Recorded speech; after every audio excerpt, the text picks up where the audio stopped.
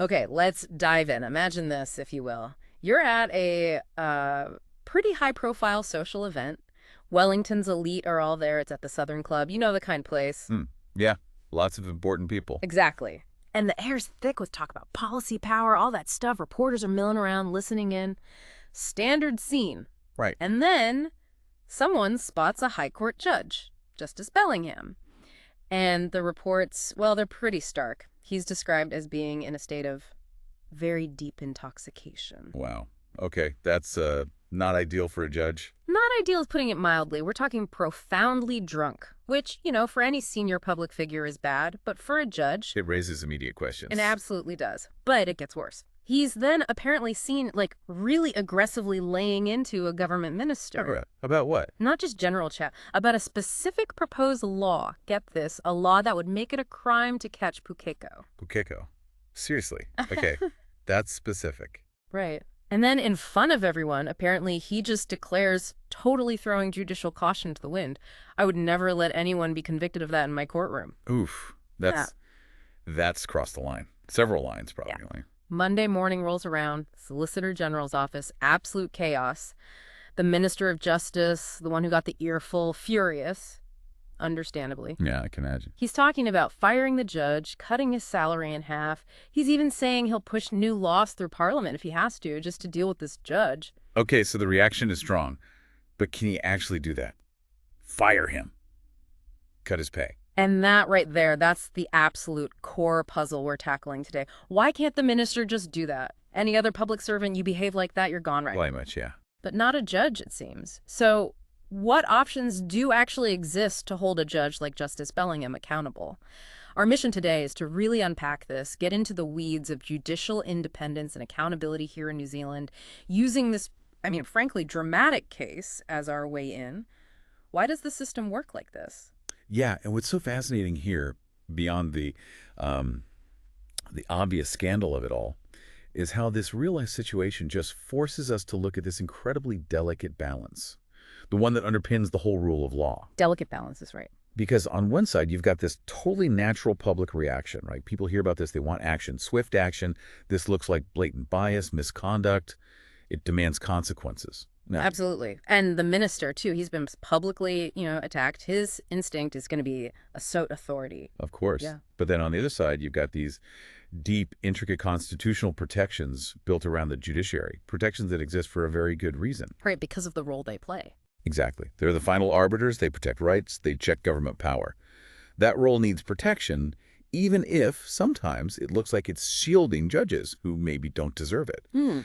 So this tension, this clash between the public wanting immediate accountability and the system having these built-in safeguards. That's what makes this case so revealing about how our whole system is structured. It's not just about one judge's bad night out. Okay, let's unpack that first bit then. The minister's anger, totally understandable, as you say. Most people would probably agree. Why can't he just fire Justice Bellingham or dock his pay? What's the big principle stopping him? It really boils down to one fundamental principle, the absolute cornerstone, judicial independence. Right. We hear that term a lot. We do, but it's more than just a phrase. It's genuinely the foundation of the rule of law. What it means, at its heart, is that judges have to make their decisions without being influenced by outside pressures. Okay, like political pressure. Political pressure, definitely. Financial pressure, absolutely. Even pressure from, say, other judges or just public opinion. Their only guide should be the facts of the case in front of them and the law. That's it. Just the facts and the law. So that's the facts and the law. And if you think about the bigger picture, this independence is critical. It's what ensures everyone from, well, a government minister, like in this case, right down to the most vulnerable person in society gets treated equally before the law. So no special treatment. Exactly. Imagine if a judge knew they could lose their job or have their pay cut if they made a decision the government didn't like or ruled against some powerful company. Justice would just become a tool for the powerful. Precisely. The whole idea of equal treatment under the law, it would just evaporate. Yeah. You need that independence to guarantee fairness for everyone. And that commitment, that deep personal promise judges make to be impartial, it's captured in the judicial oath, isn't it? That's a really symbolic moment. It is. It's not just reading some words out. It's a profound declaration, a lifelong commitment they make. Do you have the wording there? It's powerful stuff. I do, yeah. Let me read it, because every phrase really matters. I swear that I will well and truly serve His Majesty the King, his heirs and successors, according to law, in the office of Justice of the High Court of New Zealand. Okay, so serving according to law. Exactly. Then, and I will do right to all manner of people after the laws and usages of New Zealand. And here's the crucial part: without fear or favor, affection or ill will. So help me God. Without fear or favor, affection or ill will. That's the absolute heart of it, isn't it? It really is. According to law, do right to all manner of people. And that core promise of impartiality, it reminds you of other big oaths, like when lawyers get admitted, they make promises, or even marriage vows, that public commitment. Yeah, it's that level of solemnity. For a judge, it defines not just what they do, but how they have to do it, impartially, independently. Public trust hinges on believing they actually live up to that promise. And it's not just words on paper. That oath is backed up by real, practical things. Mechanisms designed specifically to protect that independence, especially here in New Zealand. Like how long they serve and their salaries. Exactly. Those are two huge ones. Once appointed, High Court judges serve until they hit 70. Mandatory retirement. They can only be removed before that for very specific, very serious reasons. We'll get into those later. Okay. And crucially, their salaries cannot be reduced while they're in office. That's not just about paying them well. It's a constitutional pillar. A constitutional pillar. Why so important? Well, there's a great story about this. Back in the interwar period, things were tough financially in New Zealand. Real austerity. Even MPs took voluntary pay cuts to show solidarity. Right. The government knew they couldn't legally force judges to take a cut. So they kind of, politely asked them if they'd consider it in the national interest. And what did the judges say? They thought about it, and then they politely but firmly said no. Really? Even during austerity? Yeah. And it wasn't about being greedy. They were making a stand on principle. They argued that any reduction, even a voluntary one in an emergency, could create a dangerous precedent. It could imply their pay could be fiddled with by the government. Ah, I see. So it protects them from financial leverage. Exactly that. It stops the government, who pays their salary after all, from using money as a weapon. Subtly punishing judges for rulings they don't like or rewarding ones they do. It guarantees they can decide cases without fear or favor, financially speaking. Without that, imagine the pressure. Yeah, okay, that makes total sense. Financial security is a huge part of independence, so they're protected once they're in the job. What about getting the job in the first place? How do we try and keep politics out of appointments? That's another carefully designed piece, though it relies a lot on convention. Constitutional convention rather than strict law. How does it work, generally? Typically, potential judges are shortlisted through collaboration. The judiciary itself plays a big role alongside the wider legal profession. They know who's got the experience, the skills, the temperament. So experts recommending experts. Pretty much. Usually 2 names go forward to the Minister of Justice. The minister then advises the Governor General on who to appoint. But the key thing, the convention, is that it's based on merit. Merit. Not politics. Not political views, not who you know, not as a favor. It's meant to be about who's the best person for the job. Now, this relies massively on the government of the day restraining itself and respecting that convention. So it's based on trust, really. A huge amount of trust and self-restraint. But it's a convention that, remarkably, has held strong for a very long time across different governments. What about promotions? Say, moving up to the Court of Appeal or the Supreme Court. Is it the same? Still striving for that apolitical, merit-based approach. But, you could argue there might be a little bit more awareness, perhaps, of a candidate's judicial philosophy or general approach to law. Because the stakes are higher. Higher stakes, and frankly, a much smaller pool of people qualified for those top jobs. So their track record, how they interpret things, might naturally come into focus a bit more. But still, the aim is absolutely to avoid appointing based on party politics. The system relies on the executive playing by those unwritten rules. Okay, and the final big protection, judicial immunity. This one sounds quite full on. Judges can't be sued for what they do in court. That's right. It seems like a massive privilege, doesn't it? Yeah. And it raises that question for you, listening. How can they make unpopular calls, especially against rich or powerful people, if they might face lawsuits and financial ruin themselves? Yeah, seems counterintuitive. But it's fundamentally necessary. Think about it practically. Without immunity, what stops a big company, after losing a massive case, from just suing the judge personally? claiming bias, negligence, whatever. Vexatious lawsuits. Exactly. Frivolous, vexatious, maybe even malicious suits, just to punish the judge or deter others. Judges would be constantly looking over their shoulders. It would have a chilling effect. They might hesitate to make the legally correct call if it's unpopular or likely to upset someone powerful. Has this immunity been tested? Oh, absolutely. Yeah. We saw it play out in the aftermath of the Fitzgerald case. That was the three-strikes sentencing case we'll talk more about. Mr. Fitzgerald was wrongly imprisoned for a time due to how the law was initially applied. Right. His lawyers sought compensation, quite rightly. But suing the judge who made the sentencing decision, that was, as the sources say, not even a question. It just wasn't on the table. So liability fell elsewhere. Yeah, the legal fight shifted to others. The Crown Solicitor initially, though the Court of Appeal overturned that, maybe the Attorney General. That's still ongoing in the Supreme Court, I think. But the judge, never. They were immune. They did their job as the law required at the time. That immunity is crucial for fearless decision-making. Okay, so we've established why judges have these strong protections. Tenure, salary security, merit appointments, immunity. But what is it they actually do day to day that makes this independence so vital? And linking back to Justice Bellingham, why is his alleged public behavior so jarring against that backdrop? Right, let's get into what judges do. Fundamentally, they interpret and apply the laws made by Parliament, and they also develop the common law. Now, interpret and apply sounds simple, but it's far from neutral. How so? Because interpretation always involves choices. It gives judges significant power to actually influence the law. Here in New Zealand, we use a mix of approaches. There's the literalist view, what did the exact words say, but also the purposive view, what was Parliament trying to achieve with this law? So judges have to figure out the purpose. You do. They have to interpret the text in light of its purpose. Right. And in doing that, they effectively must make law, especially where statutes are ambiguous, where new situations pop up that the law didn't foresee. It's not just plugging words into a machine. And how does the Bellingham-Pukeko comment fit into that? Directly.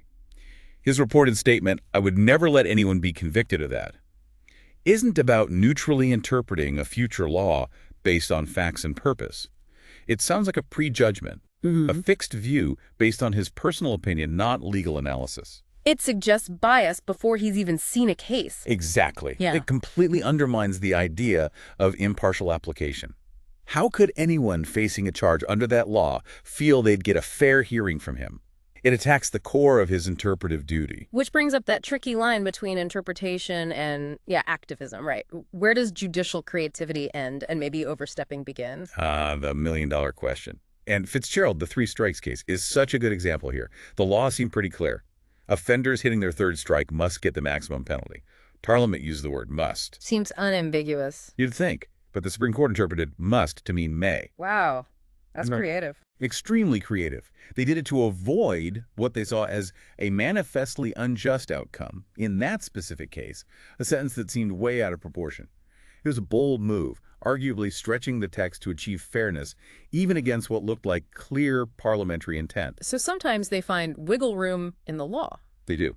Another example is the law about gangs wearing insignia in public without reasonable excuse. That phrase, reasonable excuse, is pure judicial territory. What's reasonable? Attending a tangi, a family wedding. Judges have to decide case by case, interpreting that phrase. Okay, but this is where it gets really interesting, isn't it? Because that kind of activism, while sometimes seen as protecting rights, isn't always viewed positively. Some see it as judges making policy. Absolutely. And we have to remember, as the saying goes, one person's activism is another's justice. The judiciary, despite aiming for impartiality, is inherently a political branch making value judgments. Political in the sense of power and values, not party politics. Precisely. And while we might hope they act progressively, history shows that's not guaranteed. Think about times judicial action actually restricted rights. In New Zealand, Chief Justice Prendergast's ruling in the Waireta case essentially called the Treaty of Waitangi a simple nullity. That had huge negative consequences. Right. Hindering Maori rights? Or look at the U.S. Supreme Court in the 1930s, striking down worker protections during the New Deal, citing freedom of contract. Many saw that as blocking progress, protecting business interests over workers. So judicial action isn't inherently good or bad. Exactly. Which brings us back to Justice Bellingham. When a judge publicly signals a preconceived stance on a law, like he reportedly did, how does that affect public trust in their ability to make any value judgment impartially? It taints the perception of neutrality for the whole institution, not just that one potential case. Beyond interpretation and potential activism, the most basic job is just resolving disputes, right? Yes, that's the absolute fundamental part. Cases come to them because people disagree, often passionately. And judges, unlike politicians, don't generally have the luxury of choosing which disputes they hear. They have to take what comes. They do. And they cannot fail to act. Parliament can duck tough issues. Judges can't. If a case is properly brought before them, they have to make a decision, however difficult or unpopular. Is it true they sometimes get assigned cases almost randomly? There's an anecdote about that, yeah. Regarding civil cases, which aren't always public schedules like criminal ones, the rumor was that some judges, like many lawyers apparently, really dislike tax cases. They're seen as complex, dry, maybe boring. I can imagine. So, to stop senior judges perhaps trying to avoid them, the story goes the civil schedule was kept confidential. Judges wouldn't know a tax case was coming up until it landed on their desk, almost like a raffle. So everyone gets their fair share of the boring stuff. It ensures they have to deal with whatever comes their way. They have to decide the tough questions, whether it's complex tax law here or incredibly sensitive religious or cultural disputes like courts face in places like India or Israel. They are the last resort. Given all this, the power, the responsibility, the constraints, what kind of person actually becomes a judge? Does their background shape how they do the job? And how does someone like Justice Bellingham fit that picture? It's a really interesting question. Having seen them up close as a clerk, I can offer some personal reflections. First, they are almost universally just, shockingly intelligent. Really? How so? I remember spending 2 solid weeks buried in research for this incredibly complicated case. International insolvency, admiralty law, pages and pages of memo. The judge comes back from leave, reads maybe the first 2 paragraphs, looks up and says, "Isn't this all just Nemo Dat?" Nemo Dat. Yeah, I had to look it up too. It's Latin. You can't give away what you don't have. And honestly, that single principle was the absolute core of the whole thing. He just distilled weeks of my work into one concept, then wrote this elegant 7-page judgment. Their ability to cut through complexity is amazing. Wow. Okay, so brain power is given. Definitely. Second, it's a tough, tough job, and they take it incredibly seriously. They're making massive decisions all the time. Sentencing someone for murder, deciding multi-million-dollar commercial fights, child custody. The weight is immense. The consequences are huge. Huge. And they really feel that. They take every decision seriously. They desperately want to get it right every single time. There's no room for being casual. And third, they tend to be very self-aware about their role constitutionally. They know their place, so to speak. Yeah. They understand separation of powers. They usually defer to Parliament on pure policy. There's that old joke, if a lawyer starts arguing policy in the Court of Appeal, the judge might say, "Mr. Kondo, don't you need to go across the road?" Parliament is literally across the road. All right. They make law, yes, but carefully, deliberately, and usually only when they must. They respect the boundaries. Now, contrast that image, intelligent, serious, self-aware, with the reports about Justice Bellingham. Deeply intoxicated, publicly sounding off on policy, prejudging a case.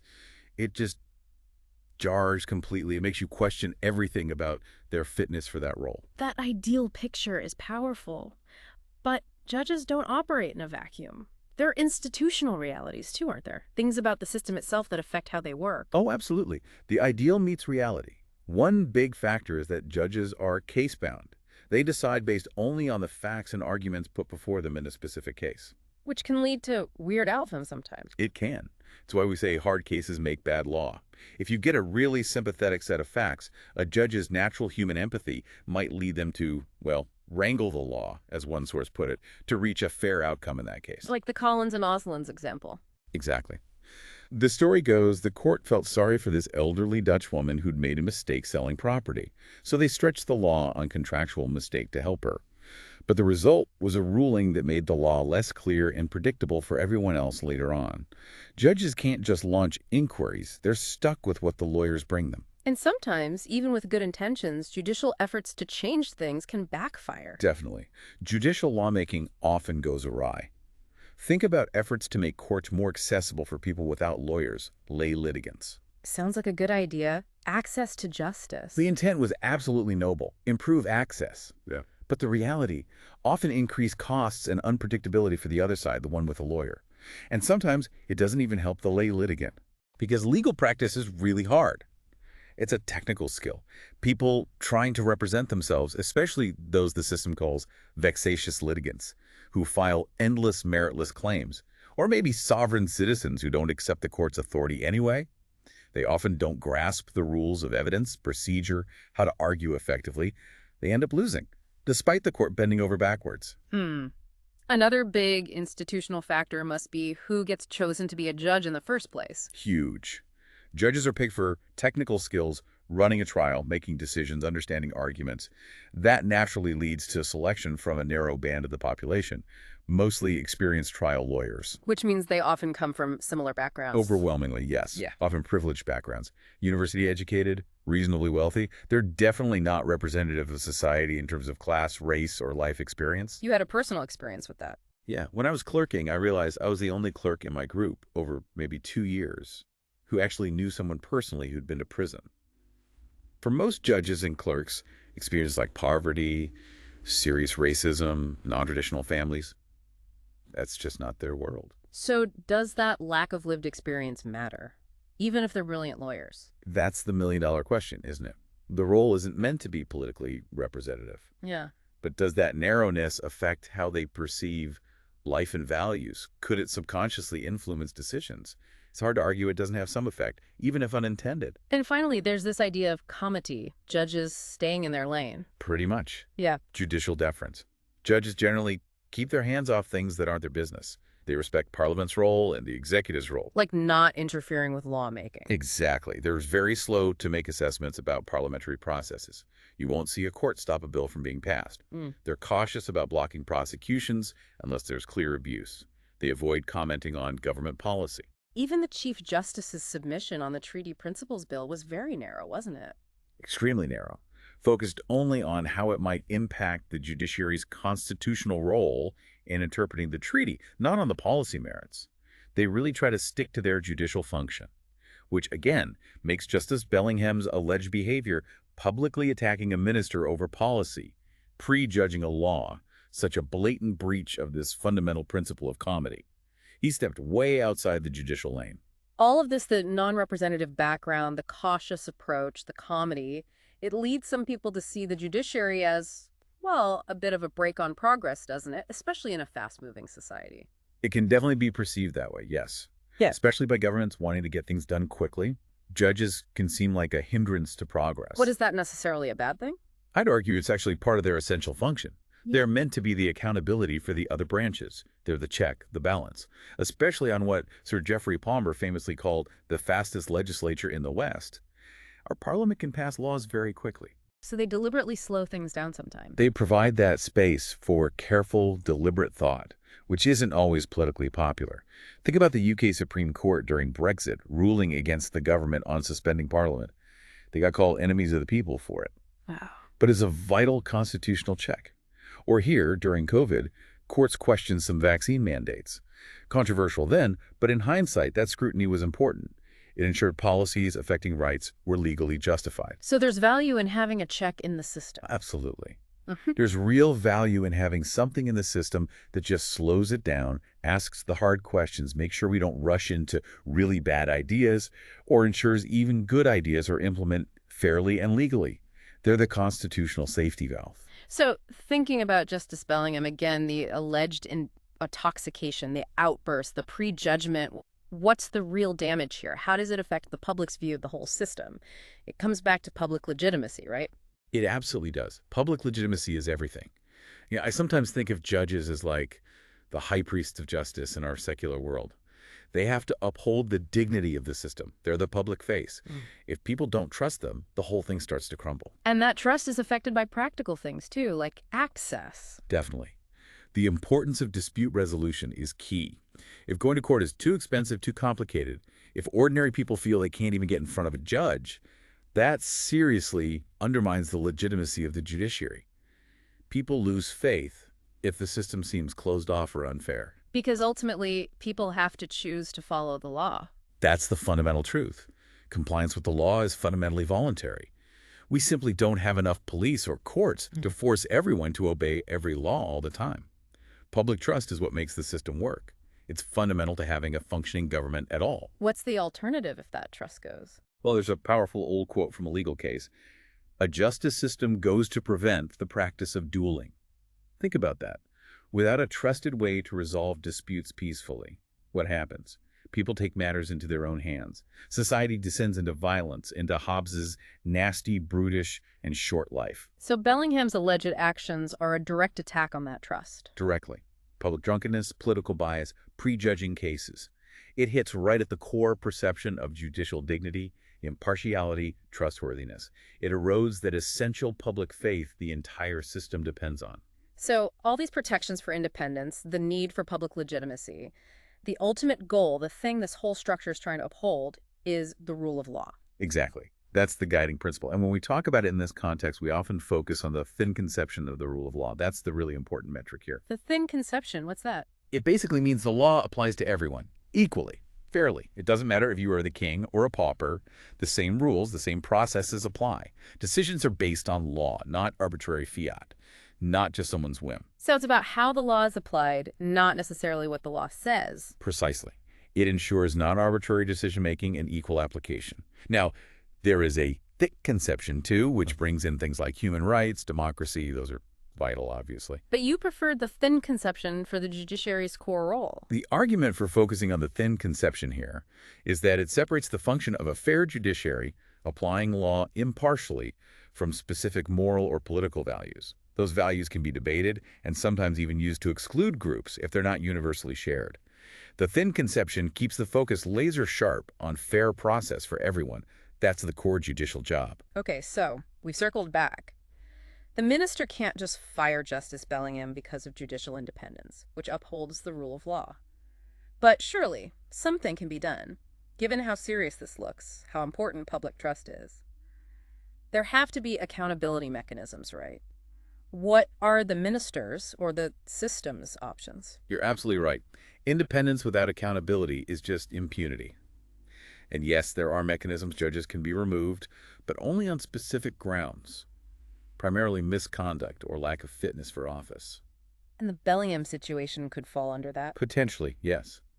Behavior like that may warrant the removal of the judge, triggering these processes. So what's the first step? Does someone have to complain? Well, the first and often the preferred route is actually self-regulation. The judge stepping down themselves. Exactly. There's a strong expectation within the judiciary that if a judge can no longer do the job properly, or if they get into a personally embarrassing situation that damages the institution's image, they'll put their hand up and retire early. Has that happened? Oh, yes. We saw Justice Fisher resign in the 90s over a financial scandal. And several district court judges resigned after an expenses scandal years ago. It's seen as doing the honorable thing, putting the judiciary's reputation first. Falling on their own sword, so to speak. But what if they don't resign? What if they dig their heels in or just don't see the problem? Okay, then we move to other processes. There's an informal but often very effective process involving the heads of bench. The senior judges, Chief Justice, Chief High Court Judge. Exactly. They carry a lot of weight internally. If there are concerns, maybe a judge is consistently very slow with judgments, or maybe there are whispers about behavior, the relevant head of bench can have a quiet, polite word. Peer pressure, essentially. Collegial pressure, yes. And because judges respect their senior colleagues, often that very effective conversation is enough to bring things back to where they ought to be without any formal complaint needing to be made. It keeps things discreet. But if that doesn't work, or the issue is too serious for just a chat, then you get to the formal backstop, the Judicial Conduct Commissioner, JCC process. This is the serious end, and it's rare. It's been, 13 or 14 years since we last used it fully. That tells you how often things get sorted out earlier. So how does the JCC process work? Anyone can complain to the commissioner. The JCC first decides if there's substance, is there smoke here, suggesting fire, is it within their scope? If yes, and if the conduct could potentially warrant removal, they recommend establishing a judicial conduct panel. And who's on that panel? It's a mix. Crucially, one layperson, someone completely outside the legal world representing the public, plus two senior figures, usually retired judges or very senior lawyers. This blend gives you legal expertise and an independent public view. And the judge gets a fair hearing. Absolutely. It's a wholesome and detailed process. The judge gets to see all the allegations, respond, present evidence, question witnesses. It's quasi-judicial itself. This is exactly the kind of serious process that could handle a situation like Justice Bellingham's alleged conduct. We saw it used in the Bill Wilson case some years back, and it's being used in the Judge Aiken case currently. And the judge can object to panel members. Yes, they can raise potential conflicts of interest, just like in other professional disciplinary hearings. It's designed to be rigorous and fair. Alongside these external processes, judges also have internal ways to manage potential bias, right? Recusal and the duty to sit. Yes, these are critical day-to-day mechanisms.